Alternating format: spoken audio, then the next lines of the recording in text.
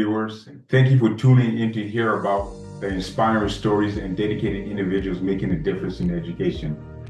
Today, I want to address a significant issue that has emerged over the past 10 to 15 years, and that is the decline in social emotional health among students across America. Research indicates that the rates of anxiety, depression, and stress have significantly increased among both students and adults. We believe that the rise of technology and social media has had a mixed impact. While we know that these platforms can foster connections, they have also contributed to feelings of isolation, cyberbullying, and lower self-esteem, particularly among adolescents. The good thing is that studies also show that teaching resilience and coping strategies can enhance social emotional health. So programs focused on emotional regulations, problem solving, and relationship skills have demonstrated positive outcomes.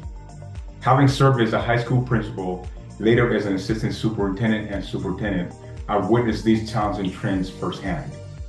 Fortunately, I've also encountered many educators fighting the good fight and doing their part to support students in navigating these difficult situations. I'd like you to meet one such remarkable educator who I have tremendous respect for, Chris Jones, a retired biology teacher from Dos Pueblos High School. I first met Chris while serving as an assistant superintendent in the Santa Barbara Unified School District, where I was responsible for supporting and overseeing all secondary schools, and Dos Pueblos High School being one of the schools. So, Chris, welcome. How are you doing today? I'm doing great, Ben. Thanks for having me. Yeah, it's a beautiful day. I got to wake up, have my coffee, take the dogs for a walk. It's a good day. Man, how's Santa Barbara nowadays? Uh, this is, without a lot of rain, this has been a really tremendous winter. I mean, the weather has been fantastic. We Wow. had we had fog is I've lived here my whole life, so fog has completely ruined I would say my summers for childhood on. And we had a really foggy fall. It was something like I've never seen before. So I'm very much a solar charged person. I don't know how people in Seattle do it. But yeah, I love getting outside. I love seeing the sunshine. It's definitely my thing. So I'm just loving life right now. It's a good time. Great, great. Well, you heard my opening remarks, and I know we both understand the social emotional challenges that students and adults face today. From your perspective as an educator, what have you observed? Well, so I was teaching for 24 years. This is my first year not teaching in order to pursue High Five. And then out of that, I was teaching teachers for 19 years. Um, I've got two of my own daughters went through school. They actually got to be in my classroom, which was a fantastic experience. Oh, wow. Um, You're brave, man. uh, well, I don't know. I mean, it's funny because I feel like teaching is very different than parenting, Yeah, yeah, and we had, big talks before that. yeah, But yeah, through education, uh, sometimes you kind of feel like, whoa, maybe I'm just getting old and grumpy or something. But um, changes were definitely happening, and there's a lot of data showing that changes were happening with kids. yeah. And so in my classroom, I always had a saying that was positive vibes. That was my classroom saying. I even had a girl one time who obviously was affected by that saying. She made a sign for me in art class that said positive vibes, but she spelled it wrong. Yeah. And it took finally someone in the class recognized it, and she's like, "Oh my gosh, but I don't care. I love it even more now. Like, it's fantastic." And I kept that sign in the back of my classroom until I retired. Yeah. Um, so positive vibes is always something that I felt like was an important thing to push. I went through a period of depression when I got out of college and didn't know it. And Mm, so for me, the way I got out of it was I really, every time I caught myself saying something negative, I would say a couple things that were positive, yeah. and that's how I got myself out of that funk. Yeah. Um, And so I wanted to, with education, try to help kids in a similar manner, but everybody's different, right? So there's not really one way to help people. Uh, and so I started coming up with this idea of the high five movement. And wouldn't that be cool if you got this movement of people, everybody giving everybody positive feedback? Wow. And so I started looking at the research of that, and positive feedback then loops into making people feel better when they give someone positive feedback. It's not just the person receiving the positive feedback that does better. In fact, the person who's giving the positive feedback gets more benefit. So I started kind of building that to try to combat some of the anxiety and depression that was happening in schools, and just trying to get, what if we got this whole movement going? And as I was doing that, then I started doing more research, and I started taking a look at um, gratitude, right? Which is similar to giving positive praise, only it's for yourself, maybe in your own life.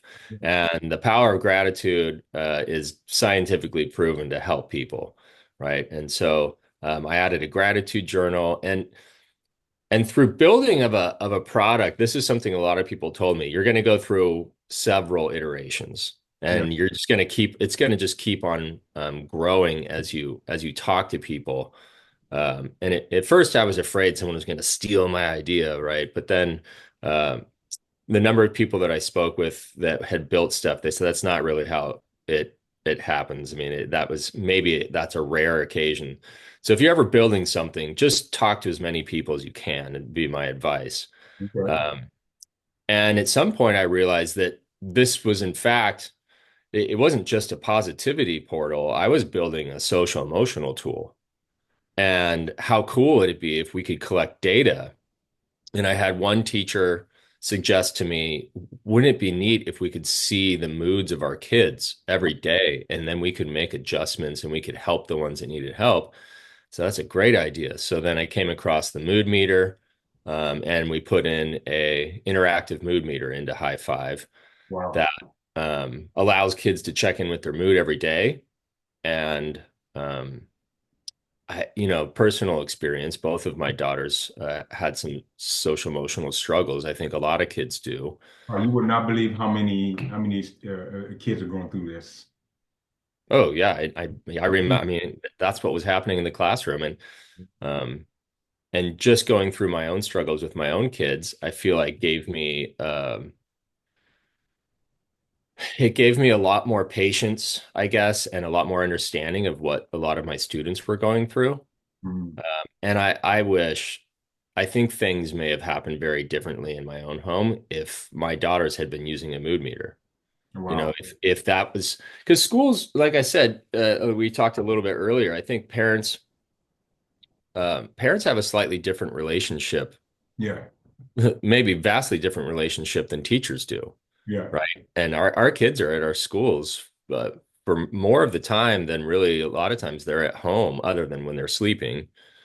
So we have as educators, a unique position with children to actually try to help them and figure out when they're struggling. Absolutely. So the mood meter is essentially a way for a teacher when students come into a classroom, based on what I've seen, what you've told me, and when students come into the classroom, they get on the computer or on their phones or iPads or whatever device that they have, and then there's a prompt that says how you feel today, and they actually provide that information. Yeah, and so then so then the teacher gets to see on their seating chart this display of how everybody in the classroom is doing. And then if the student's really struggling, then there's a option, when they put in whatever emotion it is that's considered to be um, low excitement, low energy, then they are prompted with, do you need someone to check in with you right away? And Wow. that prompt was really powerful, at our school that we tried this at. There were several students that were discovered to be in really a bad place. Some of them, then we were able to get them help let their parents know, and the parents were able to then, go through insurance or whatever to try to get them some help. Um, that right there alone, Yeah, well, I it can was imagine. it Yeah, was an amazing day, man. The day I found out about that, yeah. I called my investors. I called all the people that had helped me with this, and I said, "We did it. We saved a life. It was worth the 3.5, 4 years that I've spent developing this, really." So you're one of those teachers, and if I recall, you're always the one checking students' mood anyway. You stood by the door trying to just greet them and see how they're doing. And at some point, some kids come in and put their heads down. Some are happy to see you. Some you never read. But Yeah. this is a actual scientific where they have to actually state what how they're feeling, and you can now capture that without that guesswork. Yeah, so the data collection is the big piece of that, right? From a day-to-day perspective, you get to see your students and you get to check in with them. And the door was a great, that was a great tool. That's what I had available, but it was not even once I started collecting the mood meter data, I was shocked. Yeah, I mean, you have your top students are the ones that are a lot of times saying that they're stressed out. And wow, so I would have conversations with these kids and, is wow. there anything I can do? Can I, do I need to talk with your parents and try to get them to back off on you? Or like, and they're like, no, it's me. It's 100% me. I'm just so, nervous about getting into schools and, they're faced with confronted with so many pressures that Absolutely. just having one kid, in fact, he was really struggling, and because I checked in with him, you could see it on his face, but then he even verbally said, he said, "I really appreciate that you cared enough to check in with me." That's awesome. That is awesome. So, Right? so just based on what you're telling me about this, about high five, it seems like it can be scaled up as a tier one instructional approach for the entire school. By tier one, I mean having 80 to 100% of the staff commit to implementing components of the program, such as the daily check-ins or gratitude journals and so on. Uh, Right. what are your thoughts on that? Well, so there's really two aspects of tier one, right? Is getting ahead of any sort of social emotional issue, and that's having, well, really teaching students Yeah, uh gratitude, yeah, right? And that's a big piece of avoiding um, depression, anxiety, things like that. But then there's the second component of, hey, how are you feeling?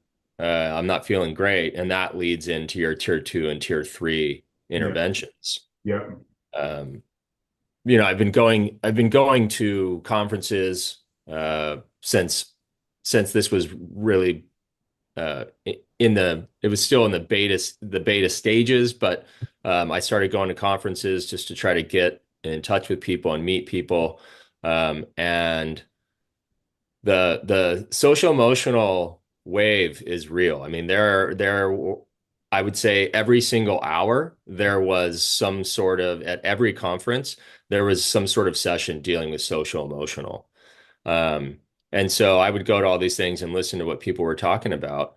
And there are a lot of schools that have started developing uh, the resource centers, wow, yeah, the wellness centers on campus, yeah. which is fantastic. I mean, but then the question was always, well, how are you Yeah. getting kids to go? Yeah, that's the very good. And this is a solution. This is an actual solution. And so that was just it, right? Is that there you should have drop-in hours, sure, to make people feel like this is a cool space, a place that they want to be. But then on the same note, you really should have some data that's showing that it's working, right? And maybe data to help send people to the wellness center. Um, the data piece is huge. And so I know you're a giant proponent of whole school, Yeah. right? And whole district. If you're not any sort of movement that you're trying to do or you're trying to affect some sort of change, Yes. if you just have a small cohort of people doing something, how Yeah. are you going to know you're actually achieving it, Yeah. Exactly. right? Exactly. And so the data piece of social emotional is really important because a lot of sites are starting to do something to help get in front of these problems of anxiety and depression and anger that kids are experiencing. Um, uh, so if you have the entire site, or even if you had 70% of the site doing it, you're going to get to see some data on are you moving the needle or not with Yeah. the programs that you're doing. Yeah. So, there's a lot of schools that pay a ton of money for SEL programs, but then what's the data they're getting, right? And in California, it's the California Healthy Kids Survey. So I'm sure, Yeah. you were superintendent, uh, you were looking at the Healthy Kids Survey, and you were seeing data, and you're like, okay, this is real data. Absolutely. And the way I look at it is that the Healthy Kids Survey is an end of the year data, is what we call the summative data. Hmm. And what you're looking at is could be formative because you can respond right there and right now. Whereas the Healthy Kids Survey often comes at the end of the year, and you use that to plan for the following year, but there isn't anything in between. That's right. So you can assess students in October, November, December, and March for you to respond to. Well, So and yeah, yeah, and I talked to some elementary schools that were doing monthly yeah, data collection, yeah, which is even better, right? But you had kids, right? And yours are mostly grown now, and I have kids; they're yeah. mostly grown now. Um, they're not the same from week to week. They're not. They're not. So, and if you have one of the examples we had was there was a kid that was he was saying that he was struggling with using the mood meter. So the counselors called him in, found out that his friend group had said, "We don't want to be friends with you anymore." So he was eating lunch by himself every day. Wow. Wow. And so schools have in place um, that they have the ability to sit down with students and work out issues. And but if you don't know that the issue's happening, what are you going to do? Right. Absolutely. So they were able to call on the kids' friend group and they were able to work out the problem. So getting back to education, this isn't just about feeling good. You and I both know this, but it's about performing also. Like we're trying to educate kids. But if you've got a kid that's shut down because of their emotional struggles, they're not going to be learning. Yeah. Yeah. Absolutely. So, I had a circumstance in one of the schools where I was a Mm. superintendent, and it was a scary situation, and it really made me think about this program, High Five, and how that could have helped us. Unfortunately, on two back-to-back weekends, or not weekends, two back-to-back weeks, we had to arrest two separate students on campus with a loaded gun. Mm. Think about that, a loaded gun. And But the tip came from other students who were nervous and scared. And when they informed the administration, we went in, investigated the situation, and lo and behold, imagine having a student in front of you with a loaded gun that you're retrieving from the backpack. I mean, it's just scary, right? So it made me think, but in the process of investigating the situation, obviously, and looking into why the students did that, both students, and this is the truth, this is the actual truth, they were scared because activities going on in their neighborhoods, gang activity and other activities where they felt unsafe going to school or going home from school. So that made me feel sad, not for them and also for students around and staff. So yeah, we because they're not the only ones. exactly. And how long do they have those guns? And so imagine, so if had we had something like this as a tier one approach, and all of a sudden, when the students feeling this anxious from the get-go, I'm sure that wasn't the first time they were feeling anxious. They just bought a gun right away. I'm sure they felt anxious for a while, and they finally say, "Well, let me try to get this weapon." Yeah. So the point is, there's an opportunity for them to express how you're feeling and can ask for help in a silent way, where a teacher can monitor something or administrator can monitor how you're feeling. I mean, what a powerful way to be proactive in addressing such a thing. Yeah, and I think that's why pretty much every school has like a suicide hotline and they have the Safe to Speak app or whatever, whatever the thing is. Um, but but how much more powerful if they put that thing in front of the kid each day and said, "Hey, here's our tools. Do you need it right now?" Yes. And they have to say yes or no, Yes. right? And so that's really what high five is it's that tool that's going in front of the kid every day where they say yes or no. I need there's a quiet button where they just click, yeah, I need help right now. Right. And so then that shows up to the teacher, and then there's backup systems in place that go to administration if the teacher doesn't get to the issue. And so that is putting right in front of the kid every day their suicide hotline or their safe to speak app is do you have something going on that you need to address right now? And I bet that, like you said, I bet that either those kids that were feeling that way were to the point where they had to bring a gun, or one of their friends that knew what was going on, or some classmate that knew what was going on would have probably clicked, I need to see someone. Absolutely, absolutely. So I wanted to highlight that because it really does exemplify why how this can be used in such a powerful way. So, do you want to make some final remarks regarding High Five and how people would contact you? We'll make sure that your contact information is on our website as well. Yeah, thanks. We're just starting off launching the product out for schools to use. So thank you for the highlight. You can reach me at Chris at the high five movement .io, like the computer language, or you can just go to highfivemovement.com, and you can get a hold of us that way. There's some more information there. I'm happy to speak with any. I love talking education. I love talking education with educators. So, give me a call and let's just chat. It's my passion, really. So, if you have time to chat with me about it, I'd love to. Um, and if anybody that's listening, they have an idea for a product, I'm happy to kind of walk you down the road that I went through too. Oh, Uh, wow. Oh, that's awesome. That's awesome. Well, thank you, Chris, for joining me today. And I'm sure viewers will appreciate the value of High Five, the High Five program, as I do. With that, Chris, hey, it was good seeing you today, man. So, hey, let's get out there and go golfing again. all right, Ben. Good to see you, man. Okay. All right. Anyway, I'll talk to you soon. Okay, bye. Bye-bye. Thank you for joining us today, and I hope you enjoyed learning about the High Five Movement program. For more on the issue of social emotional challenges of our current time and how you can support your students, please read more on our blog and explore the resources available on our website. And stay tuned for my upcoming book, which will delve deeper into how to establish collective commitments among school staff to deliver authentic, intrinsically motivated academic and social emotional instruction to benefit all students. Until next time, have a great day.